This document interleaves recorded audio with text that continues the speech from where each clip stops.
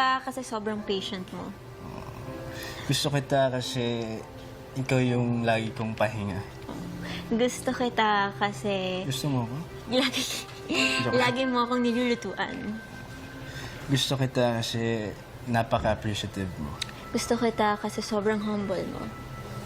Gusto kita kasi nakakatawa ka. Gusto kita kasi sobrang generous mo. Gusto kita kasi gusto kita. Yun na yun. Naiinis ako sa'yo kapag mabagal ka mag-reply. Eh? Naiinis ako sa iyo kasi kapag hindi mo inubos yung pagkain mo. Naiinis ako sa'yo kapag lagi kang... Kapag matagal yung tulog mo at hindi ka nakakapag-reply again. Naiinis ako sa iyo kapag kinakagat mo yung braso.